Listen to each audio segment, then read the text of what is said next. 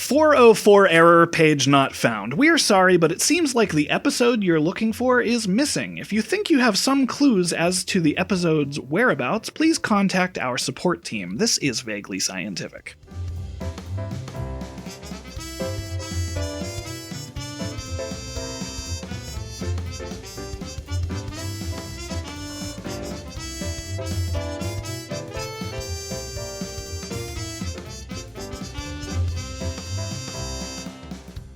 My software update is at 100%. Estimated time to finish is less than 1 minute. I am Derek.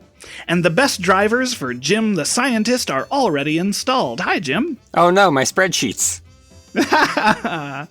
And we regret to inform you that our malware detection system has flagged an intrusion attempt. It appears that Joel might have corrupted some of your data. Do you want to restart? Please install JavaScript to continue. I'm glad you didn't say DirectX. I'm going to take that back. I'm going to take that back. Yeah, please make sure your version of DirectX is current. We detect an older version of Real Player. Oh, geez. Listeners might not know that Vaguely Scientific runs on Flash. Macromedia Flash. Look at all the computer references I definitely understand. This is going to be a fun episode for me to record. But this is the show where listeners send in questions to hear our vaguely scientific answers, and who knows, we might even get some of the answers right. But first, it's time for the fun science fact of the day. Jim? Yeah, all right. I think this is kind of neat. If you've ever looked at a human skull, you might have noticed sort of the cracks in that skull. Our skull is not one solid piece, but it's made up of 5 plates. And as we get older, they start to fuse together. They do become eventually sort of a solid structure, but it doesn't start out that way, and I think that's pretty cool. Do they become a solid structure? Like, does it take until we're old for them to become a solid structure? I forget. I kept seeing that they fuse generally, like they're done fusing by the time you're like in your 20s. That seems awfully high, but I saw that several different places. So, well, I mean, we kind of finished developing around that time. That's true. Yeah. It's one of the reasons you have to be especially careful with infants in car seats and cribs and various other things, because their heads are so malleable that gelatinous. Yeah, they can actually become misshapen, and then they have to wear a shaping helmet. Yeah, yeah. My son had to wear a helmet. He very frequently always wanted to turn right, and so his head became misshapen, and then the helmet fixed it in about 5 months. And now that's not a problem because his head's hard enough that it won't happen again. Also, he doesn't lean to the right consistently. So I read somewhere that there was like an article that somebody that apparently is really common for infants to have to wear those helmets. Yeah. And I was reading somebody was saying that they wanted to see that in television more, because a lot of people, when their children do have to wear those helmets, like feel like it's something they need to hide. Right. Yeah. And it's like, it's actually really common. Well, I remember growing up, the only time that I ever saw somebody wearing a helmet like that was, I don't know if you guys had those puppet shows that came to your school that had like all these different puppets that had different abilities. Like not that I recall. There was one there was like a puppet that used a wheelchair, and there was a puppet that used crutches, and one of those puppets had a helmet like that. But maybe I just went to a very unique school. I mean, maybe. I don't know. I might have seen it and don't remember it, but it does not sound familiar to me. Fair. We can cut that whole thing. It doesn't matter. This is Joel suffers from the Mandela effect. All right. Well, it looks like it's that time again where we move on from the fun science fact and talk about a question that we have here, which is what we do on this show. A question from the listeners. From the listeners. And question 1 this week is interesting, and I know nothing about it, as I alluded to earlier. What are the potential benefits and risks of widespread brain-computer interface technology? And just horror is the risk, and that's as much as I got. I mean, the first thing I thought of was like, how hackable will this be? If everyone, not everyone, but even if like a lot of people have some kind of chip that like augments their eyesight. Actually, a really good example of this is Ghost in the Shell Standalone Complex, the first one, because the character of the Laughing Man is able to hack into everybody's eyes and like censor his face so no one can see what his face looks like. And that's like Watch Dogs, kind of. I'm unfamiliar with, but I mean that's something that could happen is people can hack into these things and do crimes. And do crimes. So the biggest thing we're going to have to worry about is all the pop-ups that come up right in front of our eyes. Right, yeah. And if you haven't installed Norton antivirus or something, it's going to be problematic. Norton antivirus is a virus. Yeah, exactly. It's so that's kind of my first question. I'm coming at this from a level of ignorance that I don't know. Like, I looked at like the cyberpunk idea of, which I think we're already kind of talking about, of like you have your brain can interact with a computer, like you can see a HUD and like kind of download stuff directly to your brain. Mm-hmm. I feel like there are more both benefits and risks if the technology is that advanced, but I'm still wondering like how does our current technology interact with a human brain? We are currently nowhere near that. Right. I did some preliminary research, and I was surprised to find out that human brain-computer interfaces have actually been around since roughly the 1990s. Interesting. There was a brain-computer interface that was implanted into a human by the neurologist Phil Kennedy. And I believe it was a very, very rudimentary kind of ability to move a cursor kind of situation. And in some 15, 30 years, not quite 30, but in some 15, 20 years, we have not, even though we've made leaps and bounds as far as advancement in these implants and things, the primary purpose is still essentially staying right about there. From what I've seen, they've been able to develop implants and interfaces that can help control robotic arms, stimulate muscles and limbs, use computers, and decode handwriting and speech. Mostly it is, right now it's being designed as a computer interface that allows persons with quadriplegia right now, I think is what Neuralink especially is looking to work with.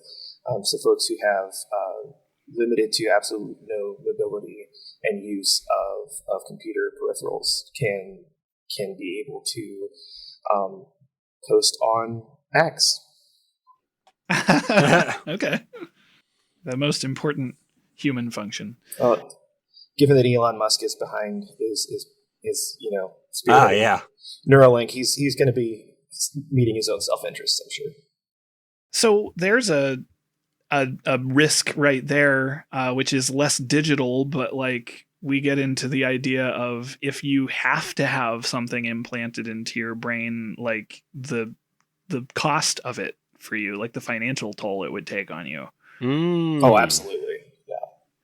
I was going to say, one of the things that I was thinking about was actually also the, just like there will be a divide between the people that can afford this and the people that can't, because not everyone's going to be able to get this right away or maybe ever at all, because I don't know how expensive it will be. It's going to be, depending on what's going on here, it could be very major surgery. So I want the star on my stomach. Right? The star-bellied sneetches. That's kind of, I think we found that has been kind of the de facto state, or the default state for many medical advances, is that only those who can really afford to pay the exorbitant fees that our medical system currently imposes upon people are able to receive these cutting edge treatments until the rest of our insurance companies catch up and determine that it's something that is worth their covering and that they can make enough profit from providing coverage for. Right. Well, and even it's a new technology too, so like most of the cost is still in research and stuff. So like the more we learn about it, the less it will cost somewhere in the future. Mm-hmm. I can see a lot of potential in this, as much as there is plenty to be worried about and plenty of cause for concern as to how this is implemented and what kind of security is provided around it to keep people from tampering with these devices. The possibilities of being able to rewire our own brains, or even to completely bypass sections of our brains that just don't have the architecture anymore to do the things that we want to be able to do or need to be able to do. Right. I know they're working with quadriplegia right now, but I can see there's a lot of potential for as they develop this, as they learn how this device could interact with the brain's neurology as they develop that neuroscience around this interface. I believe they're talking about how it could be influential toward eradicating Alzheimer's, dementia, things like that. Sense. Remapping the brain so that it will function more properly, so to speak. I think there are a lot of possibilities beyond just being able to play Pong. I think that was one of the first things that I believe, if I recall correctly, that was one of the first tests that they used for the brain interface. Was that's one of the earlier important ones in thing. the 90s. Was that because it was your ability to actually control a visible cursor that you could move and interact, and it had a kind of a benchmark that you could set as to its ability. Yeah. And there's also reaction time that I'm sure, like moving a cursor, I've read about the things in the 90s and I've seen that done on like medical dramas and stuff. And it's like moving a cursor is something, if that's all you have to do, you have all the time in the world. But if we're trying to make it so your brain can function in your life, you're not always going to just be able to sit there and concentrate on something for an hour to click yes on a survey or something. Right. Mm-hmm. One of the things that I feel like people keep mentioning up, and I think we already mentioned it, were like pop-up ads and like things being sent into your brain that you don't want. Yeah. And I wonder how much of that is, because if we're talking about Alzheimer's research and if we learned more about how the brain works, like we already have electroshock treatments and brain injuries that have drastically changed people's personalities. Mm-hmm. And I wonder how tinfoil hat this is to say that like at some point these neurochips could brainwash you. Like, is that a thing? Like, I feel like there's a chance. Mm-hmm. Oh, absolutely. There are huge ethical there are as many medical possibilities as there are many ethical quandaries. Mm-hmm. And that's what has made so much of our dystopian sci-fi so fascinating and so wonderful to read and so compelling, because it's that kind of thing. I know cyberpunk, there's a whole thing about there's a whole storyline about being able to, no, it's not cyberpunk, it's Starfield. I'm sorry. Oh, I actually know cyberpunk, and Starfield it fits, has a cyberpunk branch that you can kind of follow for a while, because one of the main cities is very much done in the style of Blade Runner and industrial kind of setting, and you work for a corporation and you receive a brain implant that gives you the ability to manipulate people and make them think that what you want them to say is actually what they want to say. It gives you the Jedi mind trick without having the Force involved, which is funny because Starfield inevitably involves the Force. Anyway. Okay. Well, I mean, they really weren't the droids I was looking for, though. Exactly. I'm not even looking for droids, guys. I want to bring up, this is more of an anecdote than anything, and I just remember it being funny, but when I was a kid, as I've said now and may say a million more times, I'm not a very tech savvy person. But when I was a kid, my dad was a techie. So we had like an Atari ST when I was a kid, and like he was real interested in the development of computers, and so like I was always around people who could fix my computer problems for me my entire life. So that's now I'm hindered. But we watched I think it was like a made for TV movie. And it was like somehow a spin-off or a sequel to RoboCop. And I believe it was called RoboCop Dark Justice. I'm not positive, but I think that's what it was called. And as a kid, I remember it being like, okay, it was neat to see a second person was built into a second RoboCop, and there were now two RoboCops, and it was probably not very good.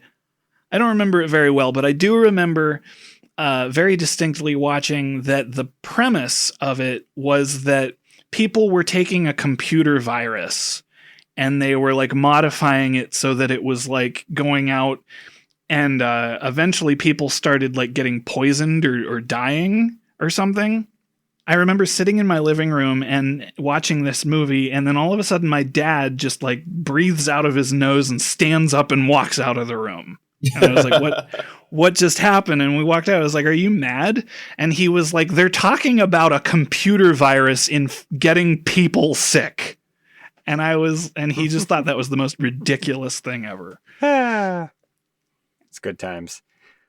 Well, so on a slightly unrelated note, but still a bad thing, is I was thinking about what happens when we start adding a lot of sensors into our body that can sense things that we can't sense. So like, what happens when you add in the sensor that allows you to pick up radio frequencies? Or what happens to this the when you add the sensor in that allows you to see like cell phone signals or something? And I think that leads to some very interesting situations where not like a computer virus, but would the brain be able to handle seeing things that it has and it never evolved to have any kind of input like this? Like, what happens then? You know what I'm saying? Well, then you become Neo and you see everything as code. This is when we discovered that we have been in a simulation the entire time. Yeah. There was an audio drama that I used to listen to. I've referenced it a few times on the podcast. It was called Tales from the After Now.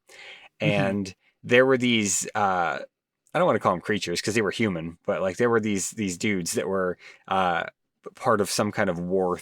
And during the course of this war, they were modified to not become super soldiers, but to become basically like walking like radar and infrared, like all these different, sensors and communication. They were like a walking modem basically. And it drove them all mad, but not in such a way that they couldn't function. It was very strange. They ended up as characters that would show up from time to time. They would be very like cryptic and not be able to coherently explain their thoughts necessarily.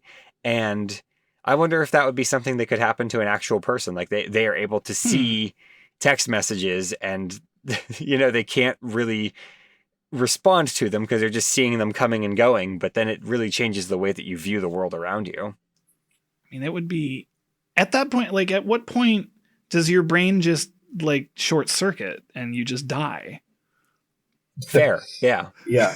Like, I don't know. Well, in a situation like that, I think it really depends on, it would depend on encryption and the levels of encryption that are different programs and apps and things utilize, because one of the things that's really important in current internet security protocols is that right now, I think if I send a text message from my cell phone to another person's cell phone, hypothetically, it could be, and somebody's going to write an email and tell us exactly how wrong I was, and I'm welcoming that.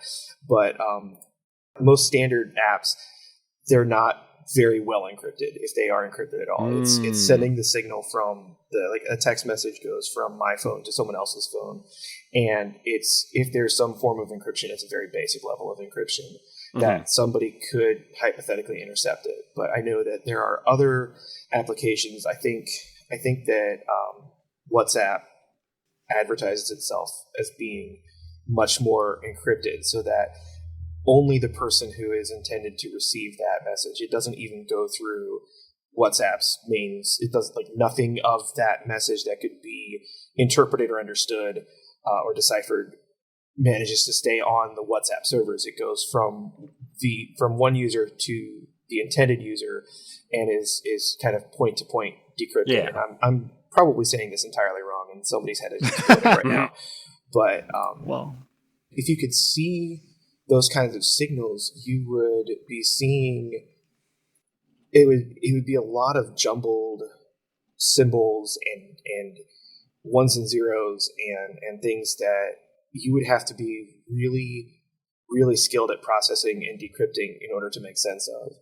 So there Wonka vision.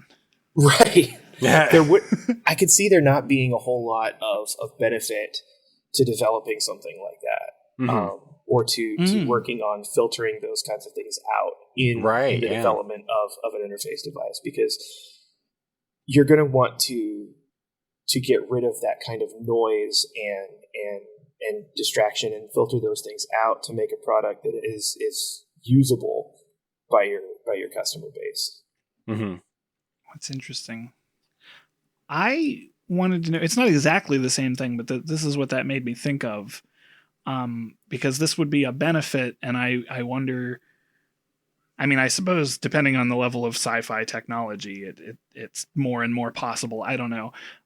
But I like the idea of having just instantaneous translation, like a Babelfish in your head, and just being able to understand any documented language. Yeah, I was actually thinking that as well, because I spent a lot of time with Duolingo and I fell off of it and I forgot most of it. So the owl is angry with you. I used had to block him on social media.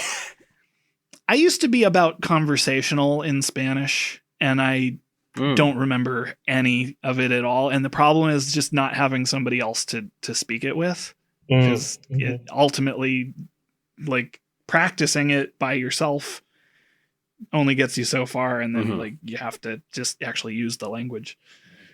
And so if you install our neural interface, we can create an AI companion that will have conversations with you anytime you want. Yeah. Oh, great. There you go.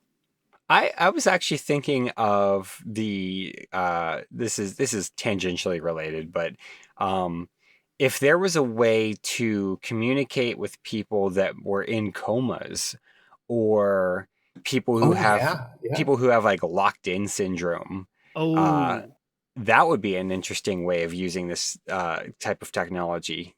Yeah. That's like a thing that always I'm like not on the daily worried that I'm going to get locked in syndrome, but that's a really scary thought, like being conscious and aware and not being able to do anything. It's interesting that you say that, because I was just about to say that's like one of my biggest fears.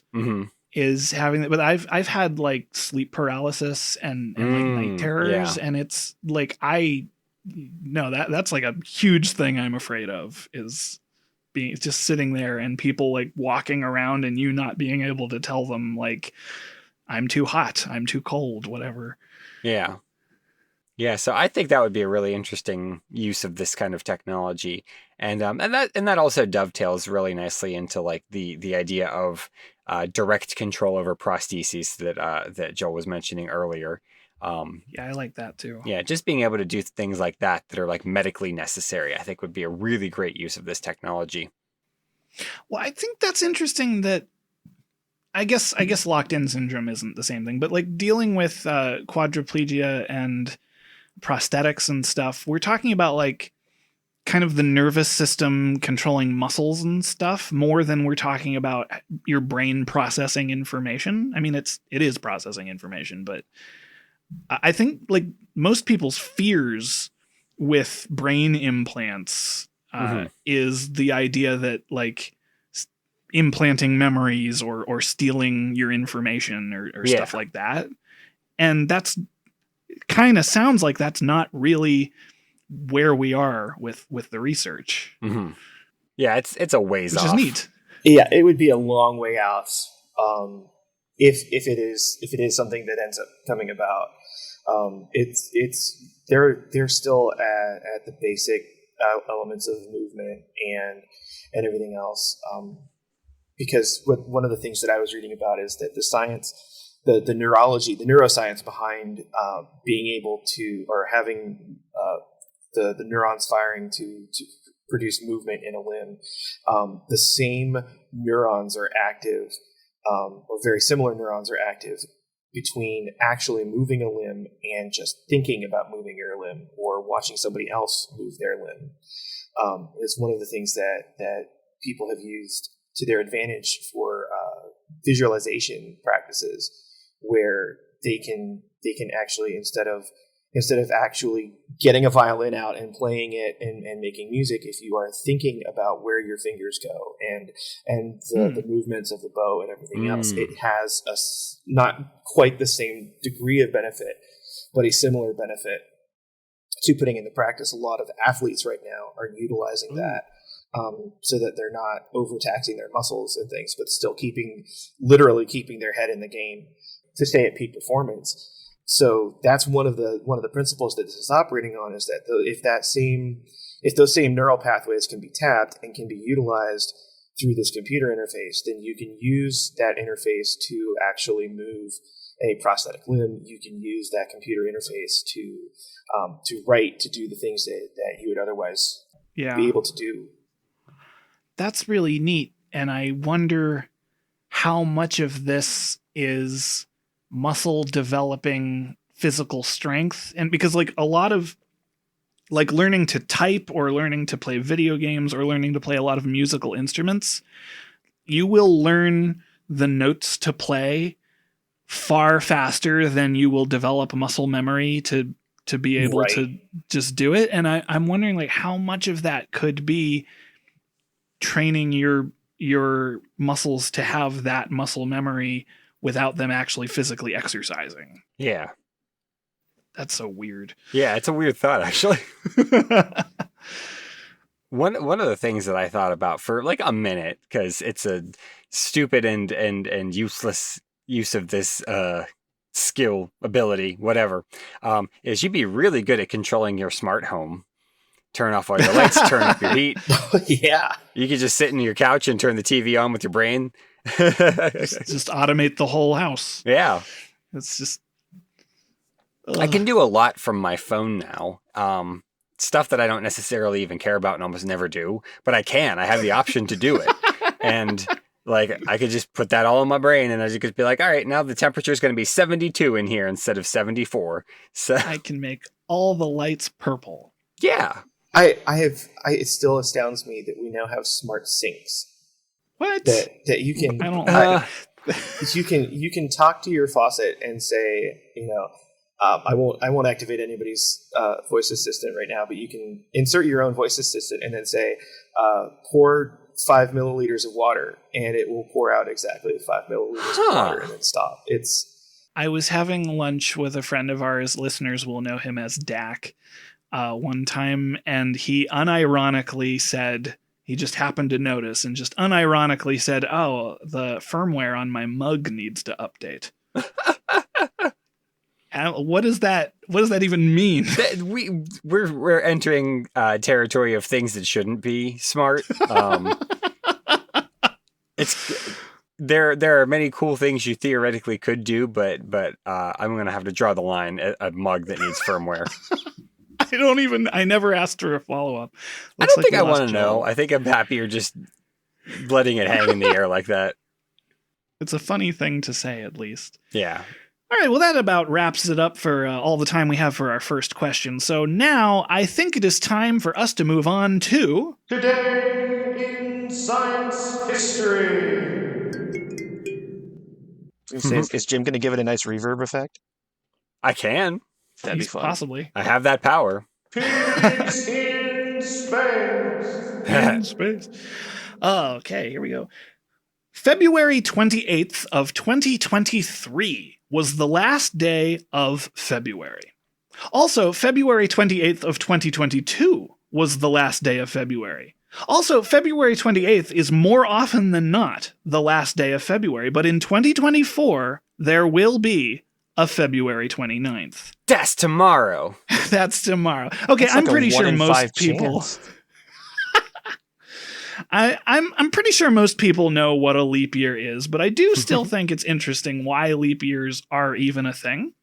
You see, a calendar year is typically 365 days. However, it actually takes around a fourth of a day longer than that for Earth to orbit the sun. We usually just round that off, but to make up for the missing partial day, we add one day to our calendar approximately every 4 years. I say approximately because it actually takes somewhere around 365 days, 5 hours, 48 minutes, and 45 seconds for Earth to revolve around the sun, which is just slightly shorter than a fourth of a day extra. So if we keep doing a leap year every 4 years, we'll actually jump ahead instead of just correct. So we actually skip leap years in years divisible by 100, unless it's divisible by 400 also, so there's like a lot of math. But anyway, leap years actually started all the way back in 45 BC when the Roman Empire adopted the Julian calendar, and we've been fine-tuning it ever since. Say That's we can neat. blame it all on Caesar. You can blame, yep. Probably not, that's probably not the only thing you can blame on Caesar. Yeah, his salad is terrible. Well, it's also why like the that. months It's also yeah. why the months in our calendar are so messed up. Yeah. Oh, yeah. yeah. Because September is the 9th month. Mhm. right, and because they decided to add in June, July, and August, Yeah. it threw everything off. I think it's remarkable, though, that even back in 45 BC, they figured this out. Like, they realized, oh, every 4 years we got to chuck an extra day on the calendar or else we're in trouble. Yeah, that's the thing that I think is most interesting about this is like Mhm. they didn't we have fine-tuned it a lot, like that finicky bit about every 100 years or something Right, yeah. was added later, but like it was pretty sophisticated for Mhm.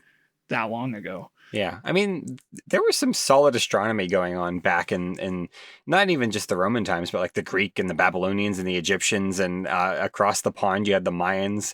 Yeah. They were good astronomers, and I think a part of that is just that there wasn't a whole lot else to do, so they just looked at the sky. They were That's good like- astronomers, but not so good astrologers. Yeah, they weren't great at watching Netflix, I will say. Well, anyway, we have one more question to talk about this week, and I think we should go ahead and do that. Sick. What are all the ways, from the most obvious to the weirdly obscure, that human beings would be different if they didn't need to breathe? I really like this question. I Go do ahead. too, but I have to ask a clarifying question right off the bat because Yeah. we say do not need to breathe. Are we still capable of breathing? Like, does breathing become optional? I made notes about both options. Well, let's start there then, because if we actually couldn't breathe, like we didn't have lungs, we wouldn't be able to speak because we would not be exhaling air past our vocal cords to get them to produce sound. That's a good point. I hadn't actually thought of that. Actually, can I ask a clarifying question? Sure. I initially took this to mean like we straight up don't need to exchange gas. And then I realized like that's not practical or feasible in any capacity. So is that how everyone else took it? Or did y'all just sort of like say, oh, infinite breath holding? I mean, I kind of took it that way and other ways. So Okay. I don't have the same scientific background, so I probably wouldn't have worded it in the same way as talking about exchanging gas. But I kind of took it in that same direction as not having the need to convert oxygen into energy. Mm-hmm. Yeah, because I looked at whether if we just didn't need, so if we just didn't need oxygen out of the air, but otherwise we were the same build. Like we'd still have the lungs. The lungs would still have function because we use them for things other than that, mainly just to be a big bellows. But I also kind of looked at if human beings had developed so that we just didn't have lungs. Yeah. And I mean, the first thing you might think is maybe we would have gills or some other thing, but like we wouldn't need any of those things if we didn't need oxygen. Right, because gills essentially would work just in a different form of lungs. Right. Yeah, I thought it would be interesting to think about all the different things that could go in your torso in place of your lungs. Okay. And I don't know why, but I really gravitated towards like the idea that your digestive system could be more intricate and we could eat more things and we could digest things more thoroughly. Mm-hmm. And I don't necessarily think that this is a problem that we have where, you know, we are good at digesting the food we eat, but you know, if we had a more complex digestive system, maybe we could eat more things like grass, for instance, and we could break that down. Cellulose is something that we can't really digest. Maybe if we remove the lungs, there'd be like a special cellulose digesting department in there that you can, or you could have like one of those things that dinosaurs and birds have that's like it grinds up the rock, or you swallow rocks and it grinds up the food in there, and then you just have a bunch of rocks in your torso. I was going to say lactose intolerance has entered the chat. Well, you're touching on one of the notes that I made here, which is that if human beings didn't need to breathe, that if you go all the way back to, like, take it from an evolutionary standpoint, like, we wouldn't necessarily have evolved the capacity to breathe. Which would drastically change, like I already said, being able to speak. It would change a lot of our stamina when long distance running is tied to how much oxygen we are getting and how fast it can go through our bloodstream. So like, how would that affect how fast we could run and how much we could do physical activity? There might be some other method in which we, like, the question says if we didn't need to breathe, so what if we do still need to get oxygen throughout our blood? Maybe there's some other way we do that. I mean, that's a problem insects have. I was going to say book lungs, but or I guess insects have spiracles, spiders have book lungs, but these are things that are very inefficient, and that's why those things are tiny. And that's why they could get very big when the oxygen content in our atmosphere is about 40%, but now it's not, and so they can't. One of the first things that I thought of, and this is just because I think it would be fun, was you could just live underwater if you wanted to. Yeah.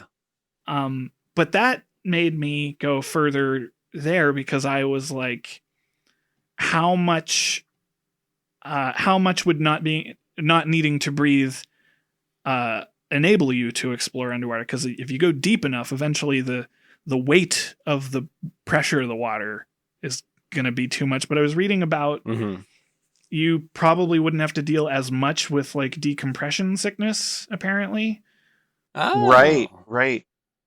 But I think, as far as I can really tell, and the listeners can absolutely correct me, or either of you can, but like you could probably go as deep until just the physical weight was crushing you.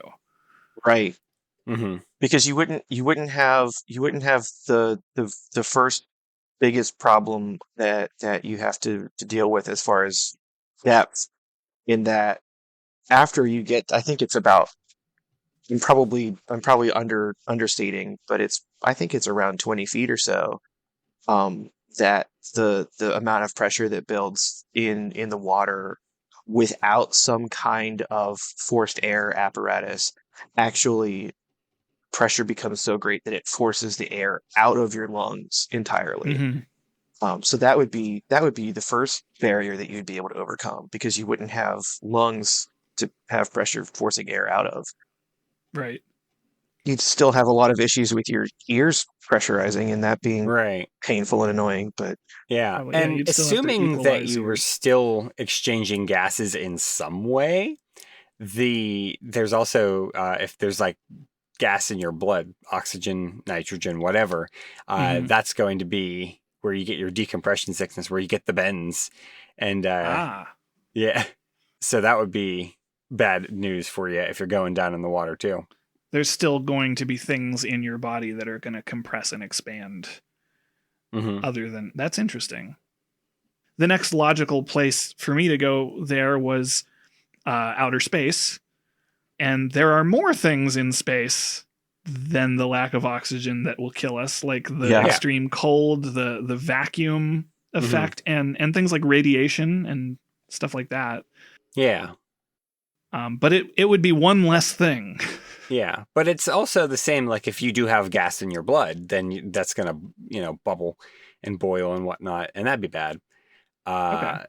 On that same note, though, if you don't, because I kept thinking like, oh, if you don't have to breathe at all, there's just like there's no gas in your blood. Maybe you don't even have blood. Maybe you don't have a circulatory system in the same way that you have one now. Because if you don't need to distribute oxygen through your body, maybe the inside of your body is just like a nutrient soup that, as you digest things, it leaches out into the cavity of your body, and you don't even need to like pump it. I mean, maybe you still need the circulatory system to do that as well. But even on that note, the biochemical reactions in our body, since they rely on oxygen, if we didn't need to breathe anymore, would those go away? I suppose maybe. I mean, there's Right. all the questions of why do we need to breathe, and so like all of those things would have to be checked off. Mm-hmm. It's hard to even visualize what a system like that would look like because it's so alien to our thought. Yeah. Like jellyfish don't have hearts or circulatory systems, but they're also 97% water, so. And I don't understand how they work still. So Well, they really don't. Diffusion, basically. They're all imaginary. There are no jellyfish. Mm. That is not true. it's only birds. It's only birds that aren't real. I'm trying to make a new internet conspiracy. It's jellyfish. Mm. I think that it's interesting when we talk about stuff like this question. I can't think of the last example that I wanted to, but we always have something come up where it's like every little thing is this like butterfly effect that we don't realize until we think about it. It's like that's what we're experiencing here with you don't need to breathe, you don't need to respire. Is that a word? Is respire a word? Yeah. So then you think, okay, well then do you need blood? And then if you don't have blood, how does your immune system work? And then like it's just all these things that are so interconnected, and biology's complicated is the point I'm making. Mm-hmm. Yeah. I was thinking, hey, you get to avoid the problem of poison gas. That's always good. That is a good one. Yeah, you could be James Bond and you can be walking through the poison gas room, I guess. I don't know. Would we have gotten rid of asbestos? Well, that's not poison gas. Oh, wait, I see what you mean, though. Yeah. Okay. Because it was originally insulation. And it's all the microscopic filaments that are the problem. So Yeah, if you're not breathing them in, then, I mean, they might still have other bad things. I don't know. we could still have the fake snow that we had in the 1940s. Mm-hmm. Back in my day. I mean, asbestos is also very famously like great for fireproofing. Well, that's yeah. Right. Yeah. Right. So that would be actually maybe a good thing that you could do is swap back that. Yeah, I don't know. I wonder if we need to. My first thought went back to the idea of that you first brought up, Derek, that you need air passing through your vocal cords to create the vibration Mm-hmm. that produces it. Because my first thought was, we wouldn't if we didn't breathe, if that's the premise that we're working on, that there is no breathing, and that breathing doesn't just become this optional thing that we're capable of doing but don't have to, then you lose, or you have to find a different mode of creating most forms of music that are not synthesized in some way. Ooh. Or that are not from a stringed instrument, because everything else involves air passing through it, either Right. singing or playing a woodwind or playing a brass instrument. There's air that is moving through that instrument, creating those vibrations that create notes. So our music would suddenly be much more limited. Yeah. And then that gets into another one of those like trickle down effects of, if you think about that as just that's how human beings are. And we've talked about a couple times on this show how like there are flutes that we've found from like ancient civilizations. Like those just wouldn't have been made. Right. Yeah. And I think that would be a much more boring world. Yeah, true. I do feel like on the whole we would find something else to be creative about, but Sure. because I mean, like percussion would still exist. You could make Percussion some and stringed strings. instruments. But yeah, singing goes away, which is kind of unfortunate. Suppose that Rock Band loses a couple. I guess just loses the vocal tracks, but I mean, this might be optimistic of me, but I think we still would have discovered that air passing through tubes makes noise. So like we probably just would have made woodwind instruments, but with extra steps. yeah. Because you do have the bagpipes that don't require you to blow into the bag. That they have Or they like have an a foot pump accordion or or something. things like Yeah. that. Yeah, Yeah. that's true. That's true. You could get one of those plastic tubes that you like whiz about and it makes the whistling noise. Yeah. One of the things that I thought of when I read this was my brother runs a vampire role playing game that several of us play, and I have often talked with him because one of the things he likes to do is think of all the different obscure ways that he can like mess with people's plans. Mm-hmm. And one of the things we've talked about at length is in the world of the game, vampires don't need to breathe, so they can live underwater. They can do all these things that we're talking about. But I talked about if somebody was like, do they still need to be able to intake air in order to talk? That's where I got that idea from the first place. And he was like, he wanted to run with that idea and say that like, yeah, you actually would need to do that. So you have to think about if you are the body structure of a human and then just that one thing is taken away, you then have to reconcile this idea of you conscious, because we think about breathing, or we don't think about breathing most of the time. Now So you if are. now I am, yeah, and I did that to all of you, and I'm sorry. But that's sort of one of the things is if it was an optional thing, I wonder if we would just never do it reflexively. I think it's interesting to think about the idea that life like this could exist on a world where there's just no use for the air. I mean, I don't know how you would get around that. I don't know what you would metabolize, but like, I don't know. I'm interested by the fact that like maybe there's a planet where it's just pure inert nitrogen and they sustain themselves by eating some kind of like oxide rocks that are like very rich in oxygen and can still do some of the same chemical reactions that our bodies do. I don't know. It's a weird thought, and I don't know if there's any basis in reality, but what a cool idea. I don't know about reality, but I know I'm thinking back to, I know there was an episode of Star Trek in the original series where they ran into a silicon-based life form. And I don't remember if they explored respiration or not, but the very notion that there was this life form that was based on something other than carbon that they could not even begin to comprehend.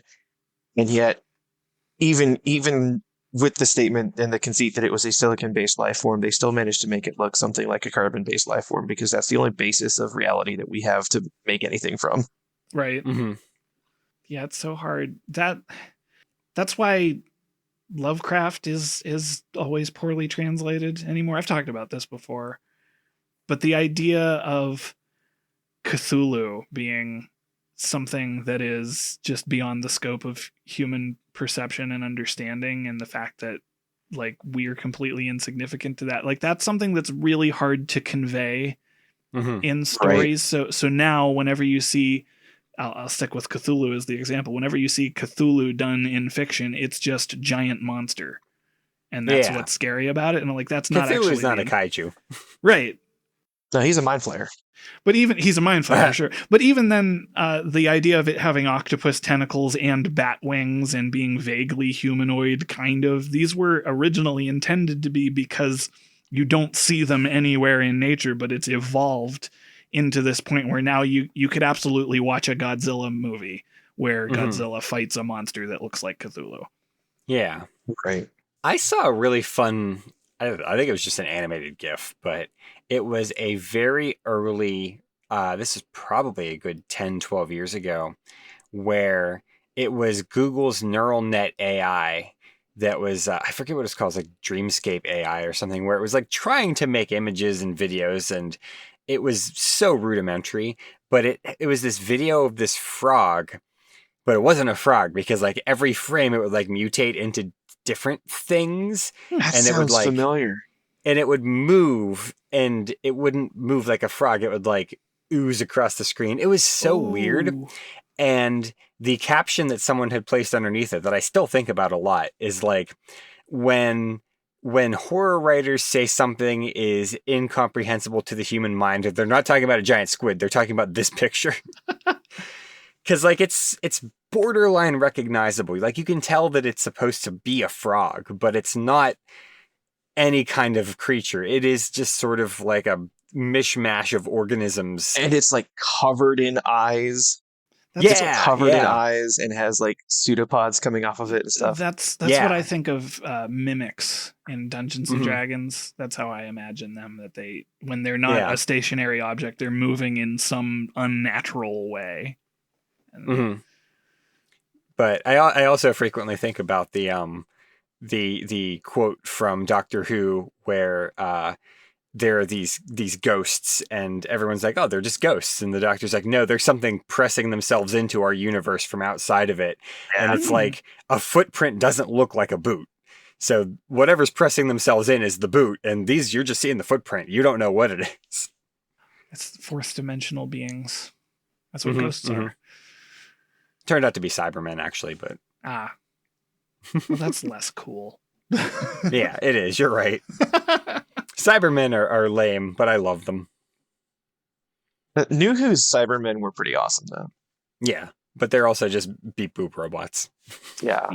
But I love beep boop robots. How 70s can you get? They also get exponentially more awesome when they're pitted against Daleks, because you can't get much better than that. Yeah, they get very sassy when they're in the same room together. You know, Cybermen don't need to breathe, even though they have organic goo inside of them. And that was a choice they made. It was.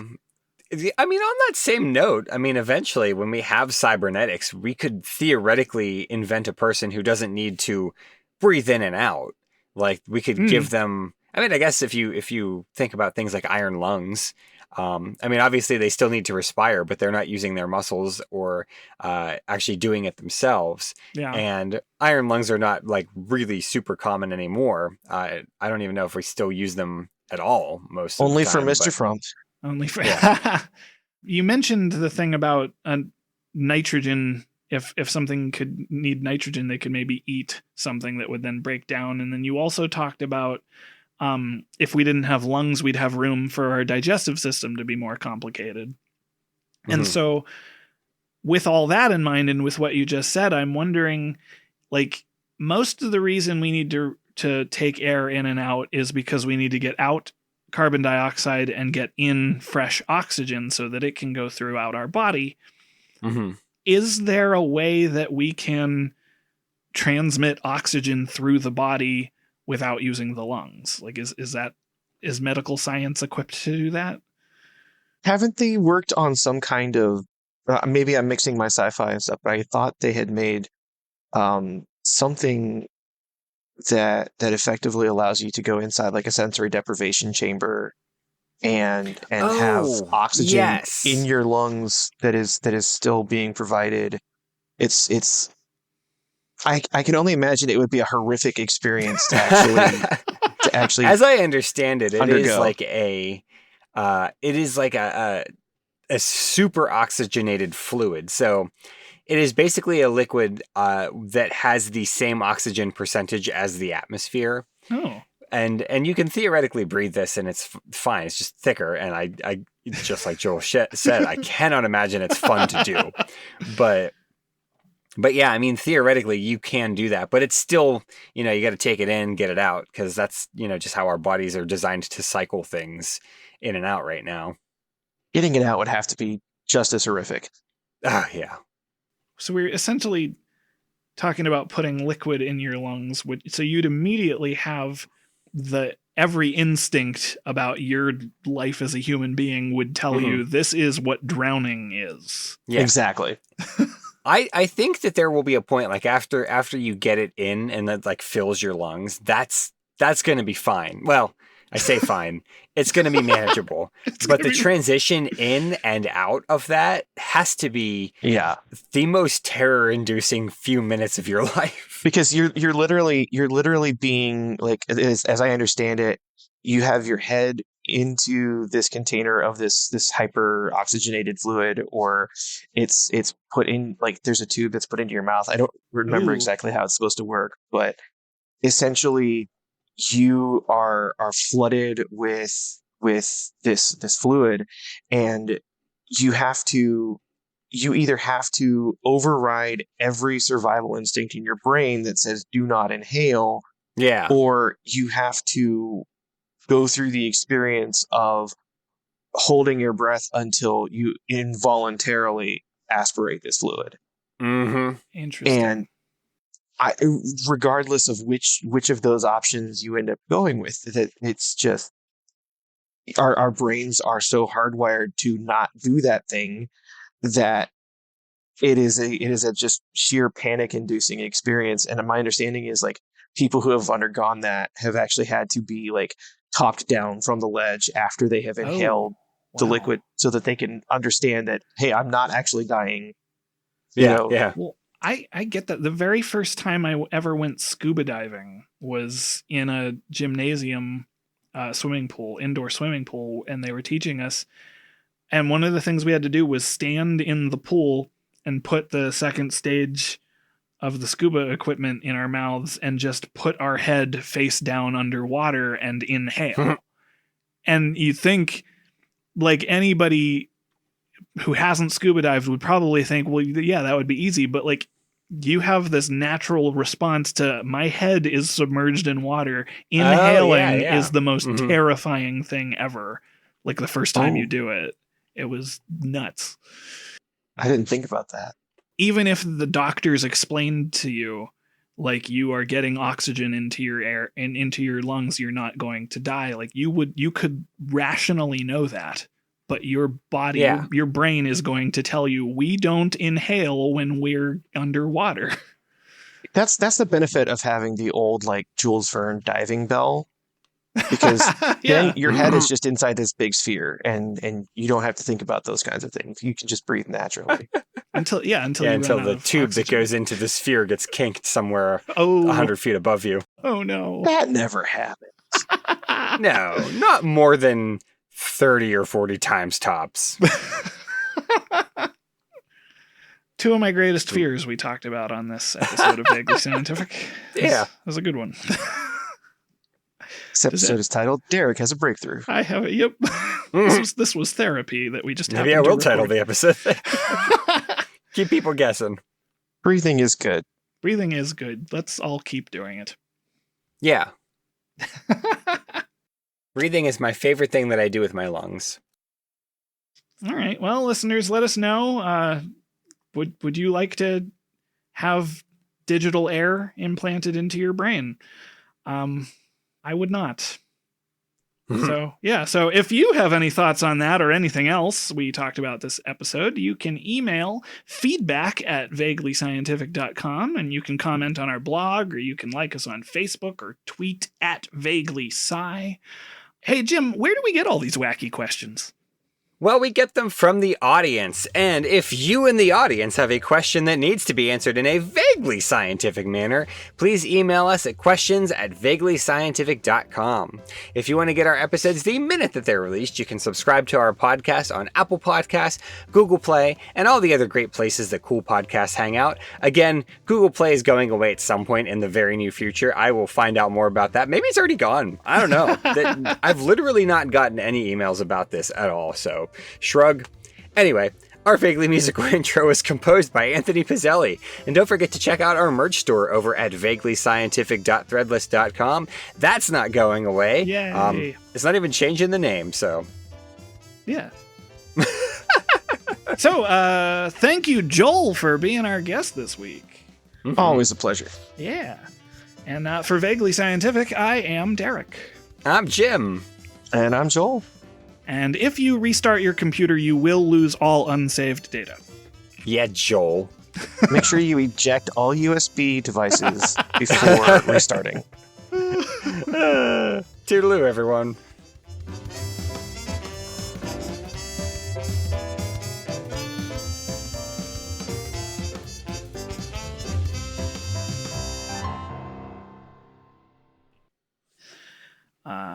I don't think that will trick anyone because it's... I would hope not. If it does, then maybe they deserve it. Alexa, explain this for us. I don't know what you mean.